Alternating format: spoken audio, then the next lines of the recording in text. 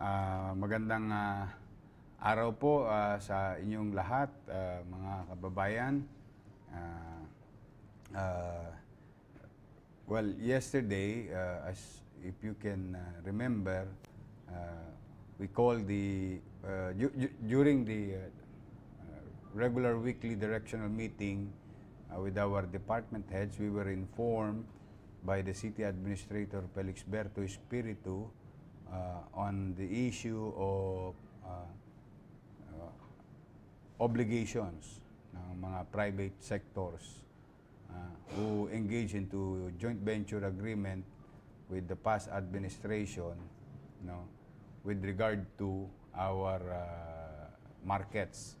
5 of them were privatized in a short period of time. But be that as it may, that is not the issue. The issue is I was informed that these corporations are not paying their duties and obligations based on the mutually agreed by the mga nakaraang panahon. Pero hindi po yan. Sa ating mga kababayan, kahapon ay, namamaga pa ba? Konti na lang, no? Mas malala yung maga kahapon. Medyo kahit hirap na hirap po kung magsalita kahapon, but I have to inform at least the people of Manila on the status of our 5 private public market. Kasi dating public, now privatized. Now, having said that, nanawagan po tayo sa ating mga kapartner na private sector to pay their obligation, and they were given 72 hours to comply. If not, we will go to rescission.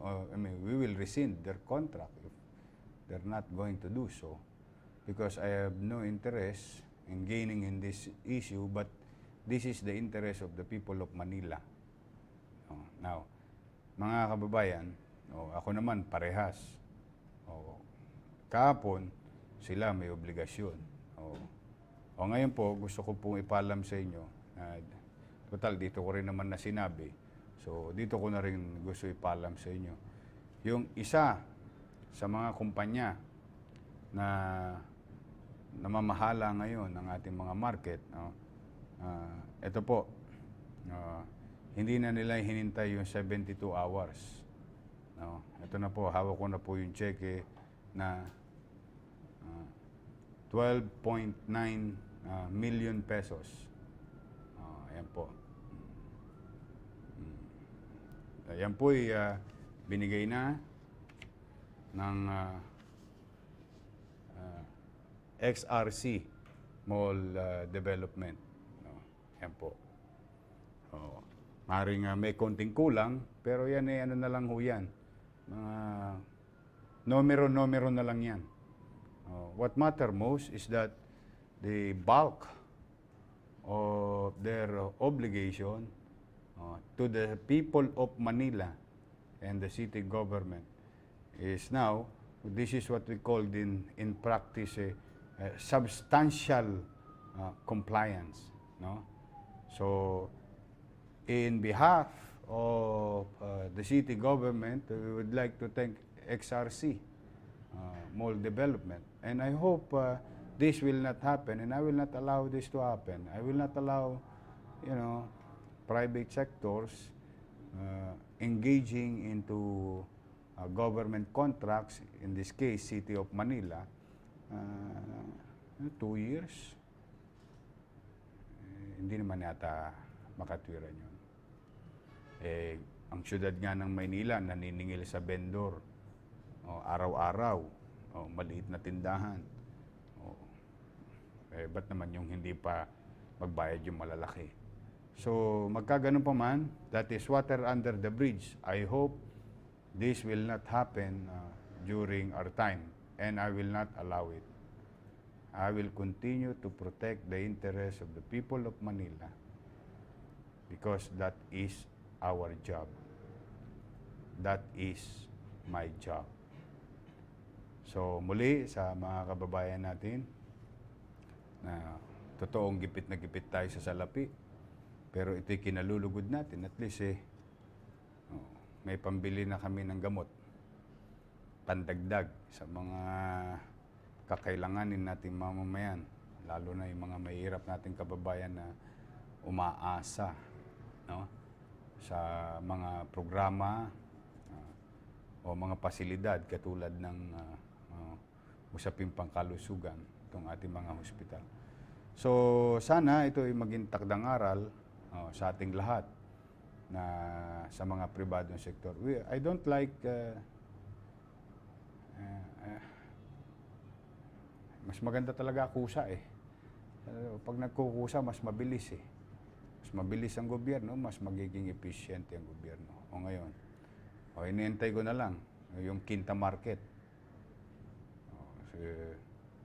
Still about 48 hours to comply.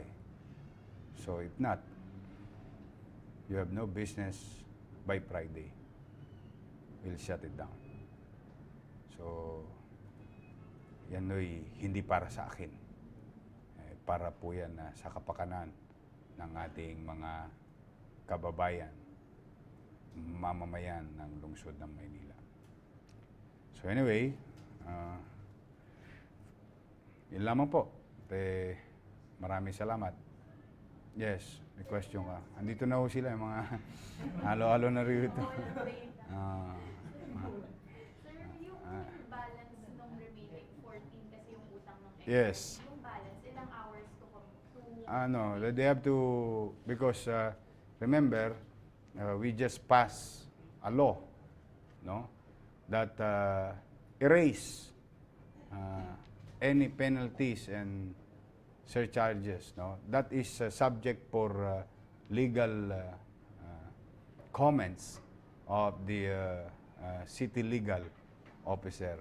But for the meantime, at the very least, the principal, the basic requirements are now complied. Dito ako after. I don't want to penalizing people. I really don't like it. But as far as we're concerned, we're after to the, alam mo yung live and let live principle. Apply natin. Yes. Mayor, so kung magbigay si Market Life ng at least majority ng utang nila, ligtas na ba sila for now dun sa 72 or ultimatum natin? Yeah, they paid already. They complied already. And the people of Manila win or won. Yun lang yun. Ganun kasimple. I don't have a habit of going after to the contracts unless there is a blatant disadvantage to the people of Manila. Yun. Doon ko siya titingnan. But kung meron naman, halimbawa, katulad nitong sitwasyon na ito, I think this situation will not happen again. Because it is written in one of the provisions of the contracts or mutually agreed provision in the contract. So they have to comply. We comply as a city. They comply as private sector. Sir, clarify ko lang po. Yung pagbabayad ng XRC at Market Life will not... Wala pa yung Market Life. Yes, just in case. Will not absolve them of any charges? Criminal or... Wala namang criminal. This is more on are we going against them with regard to the contract? Yes, we may. Now, are we going to pursue? Yes, we may. But for the meantime, what we're after is what is due to the city. Now, we'll sit down with them on how can we live in harmony, because markets are basic facilities for our people. So ako sa moving on ako lagi eh. Doon ako lagi after eh. May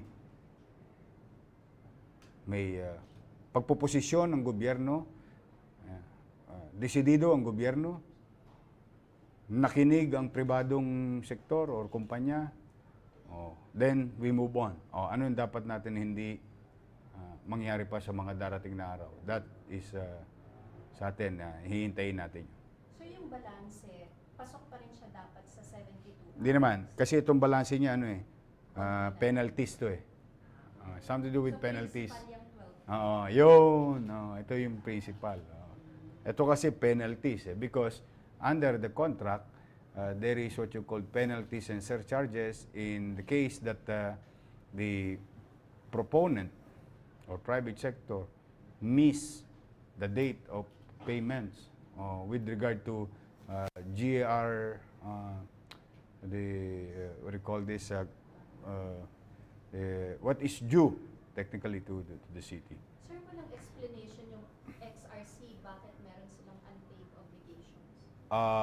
Meron lang silang medyo hindi pagkakaunawaan noong nakarang administrasyon, which I'm not surprised. Ano daw, sir? Eh, I'm not in the... we'll see. We'll see. Hayaan natin sila. But, more than anything else, I'm happy now. Honestly, kahit na masakit ang iwag niyo lang ako masyadong patatawain. Siyan. Ang Quinta Market po kasi may issue sila sa mga vendors na hindi umano nagbabayad sa kanila. Pwede po ba maging excuse yun? Ang galing mo. It's a good question. It is not my job as a city government official. The moment you engage yourself into that business, and business has challenges, not only government has challenges, that is part of your business. Our business is people helping people business. The city government's business is people helping people business. Now, our obligation is to protect the interest of the people on a general perspective, no?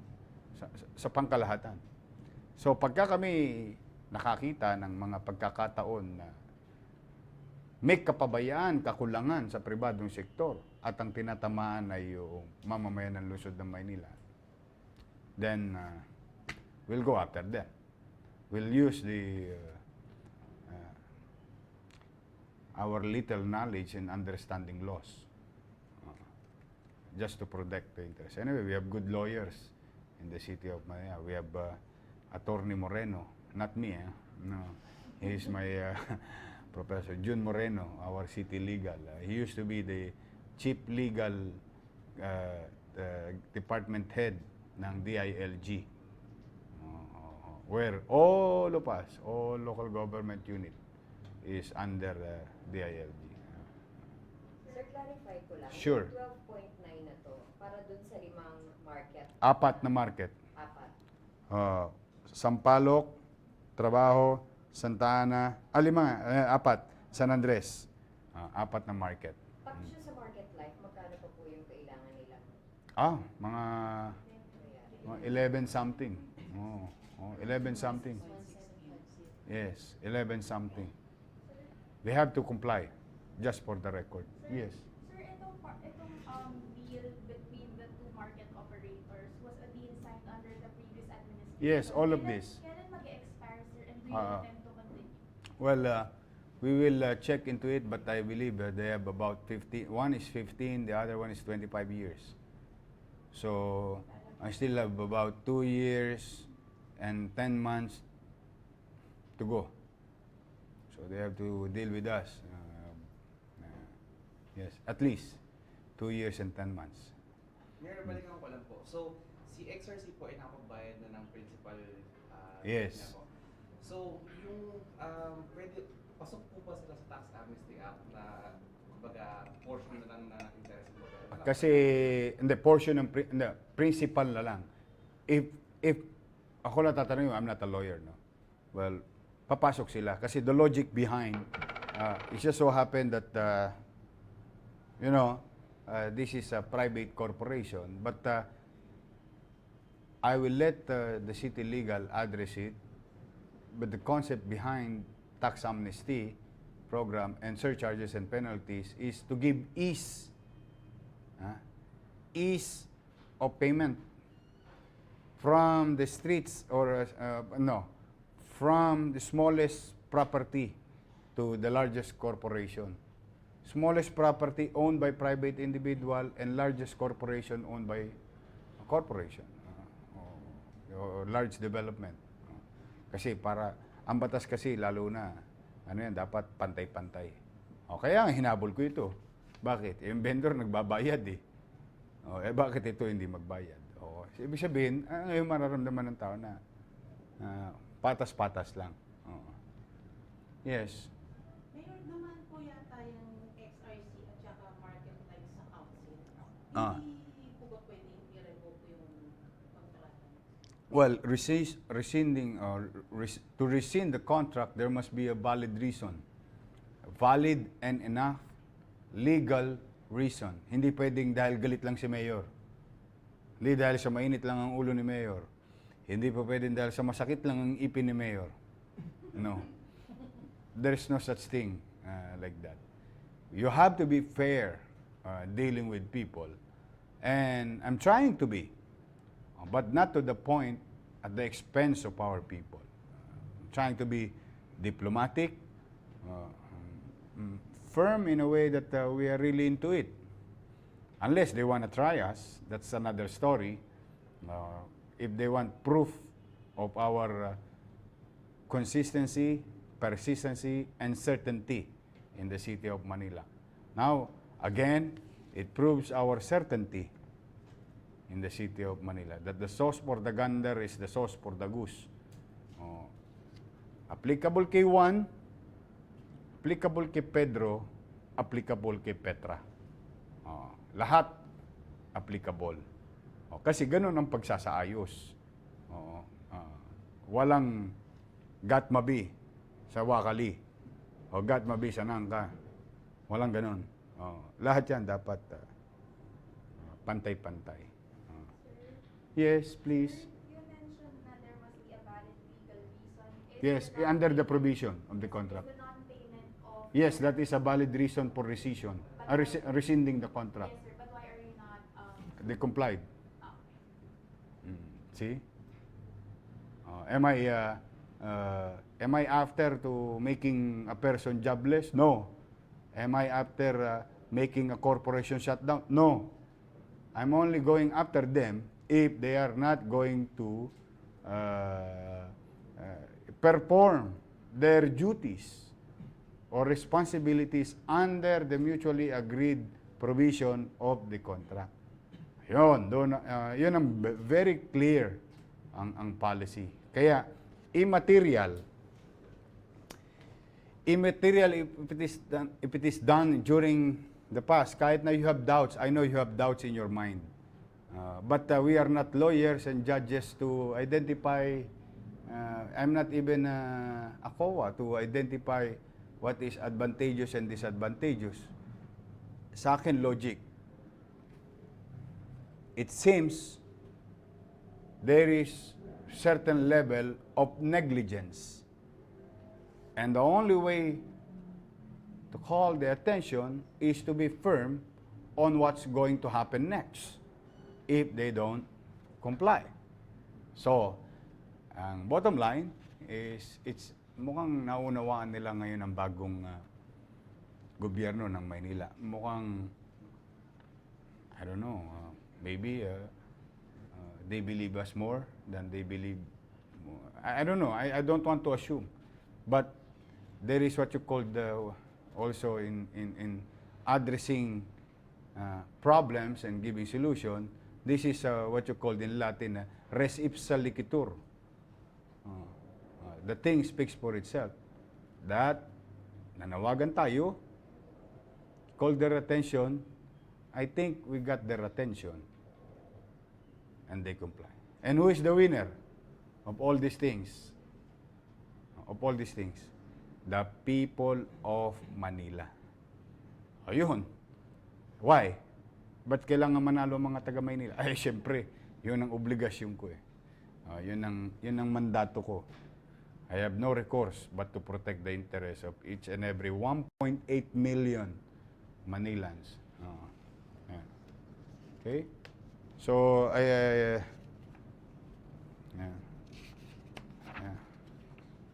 Ito yung mga, may mga ano sila, may mga complaint na hindi inactionan kasi nung araw.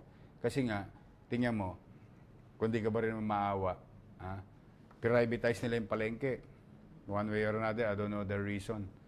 After like privatize yung palengke, nag-invite naman sila ng ibang vendor kung saan parte ng Pilipinas. Inilagay doon sa labas ng palengke. Ngayon, di ba? Look at Quinta Market. Is it clear? Yes. Is it clean? Yes. How come you're not paying your obligation? Ewan ko tama ba? Baka itong mga kumpanyan to, pinapasok lang nung una, hindi ko alam kung ginawa tong baka.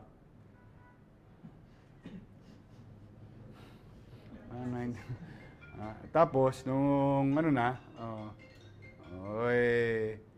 pinapasok na ng mga Avengers yung doon mismo rin. So, double whammy. So, I think that's unfair. You really have to be, kaya sabi ko sa inyo, I can never be right all the time. I'm just trying to be just. Pay your obligation, I'll do mine. Let's meet halfway. Then, at least, I can sleep soundly tonight that 1.8 million people were protected of their interests. I don't owe that market. I don't own that market. The people of Manila owns it. And the official, like me and others, like Vice Mayor Hani Lacuna and members of the City Council, are obliged to protect the interests, are mandated to protect the interests of the public. Sir, baka may gusto kang warning or message sa marketplace? Basta you still have 48 hours. I think I already made enough information here through this medium. First, officially, they were informed. Officially, in a formal setting like letters and information. And this is now matter of policy. We'll go after you. Basta, ayaw natin pangunahan yung kanilang kaisipan, kung ano nasa isip nila.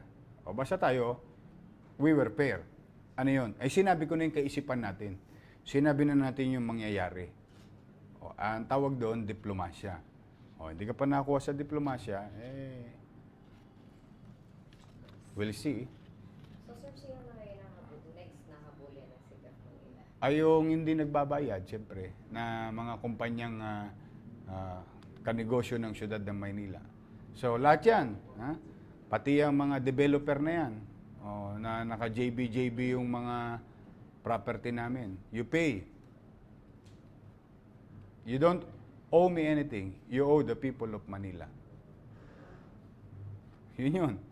Yan ang bottom line. Kasi maraming mga naging JB talaga noong nakaraan. Joint venture. Joint venture. Di ba? Salamat naman. Papasalamat naman ako. Ganun lang yan. Ganun lang bottom line yan. Trabaho lang. Okay? Any more? Sir, Yes. side topic. Sure. Comments ngayon na magpahinga ka daw, ikantado ka na daw po ng asawa mo. Aray ko. Sabi ko nga, mapatawanin. No. I'd love to rest. I would love to rest. Honestly, medyo groggy na nga ako kaka-injection ni Doktora Sakdalan at ng mga nurse. But you know, sa akin malayo yan sa bituka. Ganun ang lagi, ipil lang yan. But setting aside this, these things. Well, thank you sa mga viewers. No? Thank you very much for your sweet messages. But you know, siguro pag-isipan ko na magpahinga muna mga ilang araw sa mga darating na linggo. But you know, one, I owe it to you. I asked for it. Give me a chance to lead the city. That was a few months ago. And you gave me a chance. The people of Manila gave me a chance. And I'm grateful. Sa awa ng Diyos, nabigyan niya ako ng pagkakataon at mga tagalungsod naman. Now, I'm here already. The people have spoken. There was a total rejection of what happened in the past. Simply because masyado yata talagang kawawa ang Maynila.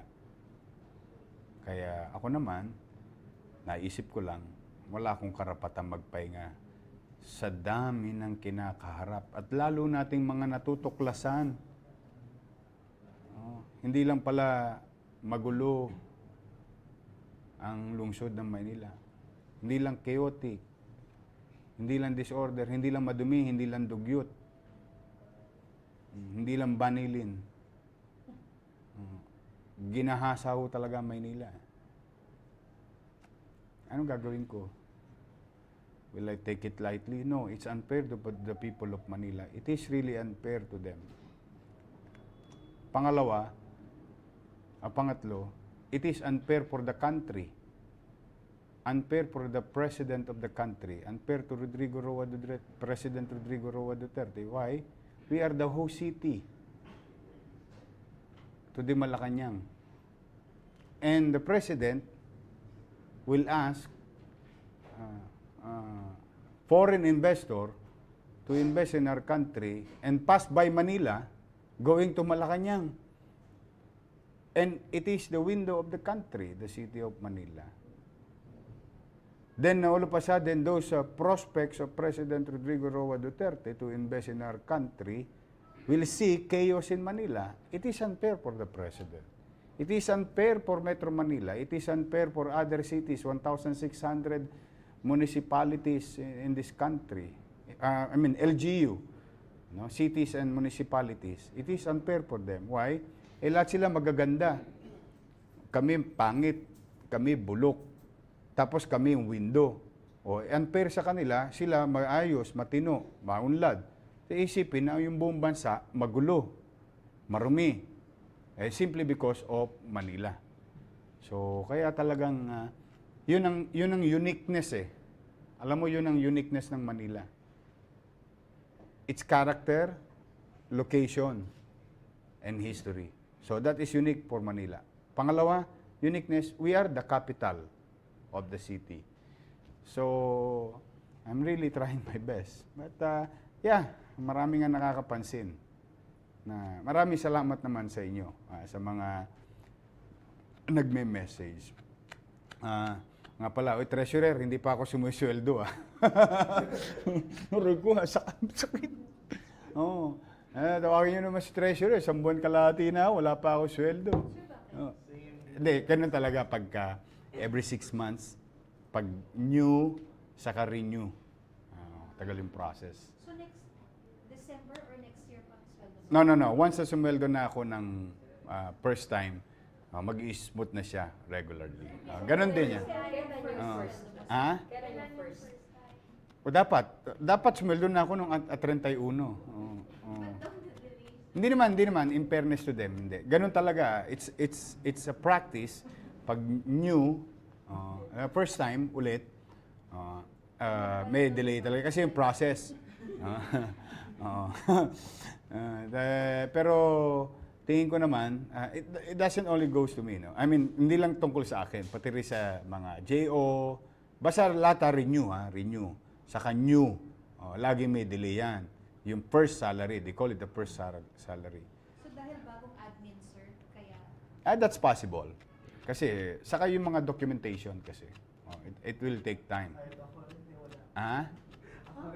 Ayan, si Julius wala pa. Wala pa. Wala pa sweldo. Halos lahat, pati yan sila. Wala pa rito. Puro pagmamahal pa lang to. So sa katapusan, sir, sa katapusan, you hope to get your Naman, tama naman yung tanong sa akin. Ipoposas na ako ng asawa ko. Sweldo, mahalang grocery, mahalang diaper, gatas, diaper. Diyos ko. Buti na lang, wala na ako dinadiaperan. Ano na lang. wala na. Magsi-7 na yung bunso ko. Okay naman. So, but anyway, thank you. I appreciate your thoughts, your kindness and sweetness with your words. Just trying to... nga pala, Mamaya, abangan ninyo, ilulunsad natin yung isang pasilidad na kapaki-pakinabang sa tao. In our own little way. In our own little way. Ito, walang tosgas ang gobyerno. Laway-laway lang. Promise. You'll see, siguro in a matter of a few hours, gagalit na lang si Doktora Sakdalan sa akin dahil kailangan na raw ako lagyan ng antibiotic. Paso na naman yung antibiotic. Ayan, si Doktora. Ay, Doktora! Ayan po ang aming, what do you call this, director ng Justice Jose Abad Santos Hospital sa 3rd District. Okay? Wala na kayong tanong? Mga kababayan, may bago tayo ngayon. Dito na talaga ang briefing room, I just want you to be, to see us. This is us. This is the simple government. Simple governance. Gusto naman namin tupdin yung aming mga nasabi. In fact, we're happy that you're here because we really wanted to promote Manila again with your help. To all television network, to all radio station, to all newspaper, broadsheet, and tabloid. Maraming salamat sa inyo. Natutulungan nyo ang siyudad ng Maynila. Kita ninyo, dami ngayong namamasyal. If you come and see at the window, talagang, por Diyos por Santo. Kaya, ako naman, I'm grateful that we have another 2 ambassadors. The people of Manila is happy. We have the ambassador from European Union and the ambassador sa New Zealand. Bukas, meron na naman. Ang dami na, no? Swerte. Ang dami ko rin nahataw. Tingnan mo, in fairness, I have to mention some to review. Diba, sa US Embassy o USA, diba? Flood control system. Diba? Tapos yung Singapore, Smart City, Russia, yung best practices. Kaya nga pwede ako mag-world tour Ganon din with the New Zealand, yung risk reduction, di ba? British government, our parks, urban design. So ako more than anything else, pinakatingin ko sana nga magtuloy-tuloy, no. I hope it's up to USAID. Yung general planning and massive studies of our drainage system. Once and for all, por Diyos, por Santo.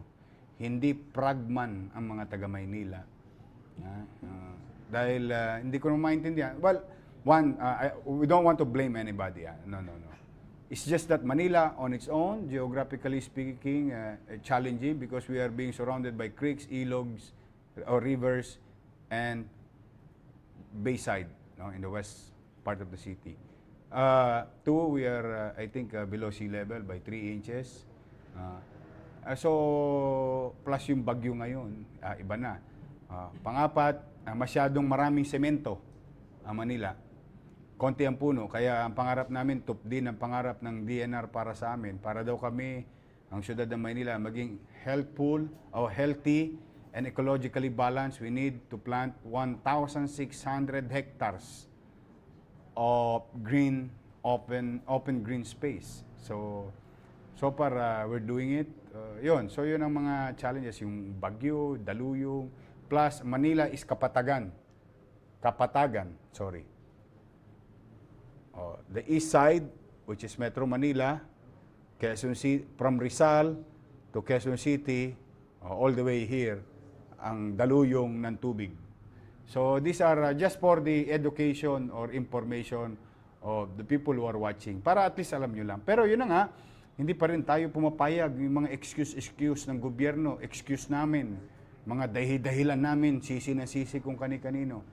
Now, once and for all, I think we have to come up with sewerage and drainage plan, pangkalahatan, to address our flooding problems. It will not be resolved, mga kababayan. Huwag niyo ko masyadong taasan ng expectations. Ang kailangan ko study. Why? Because every year we spend hundreds of millions of peso for declogging and developing our roads, drainage. Same thing with DPWH. In fairness to the DPWH, they're spending billions of peso to develop our drainage system and sewerage system, the flood control system.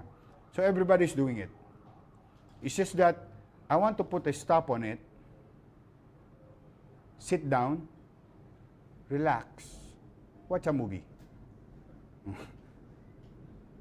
Watching the plan, the solution, the long-term solution. So, yun ang gusto kong makita.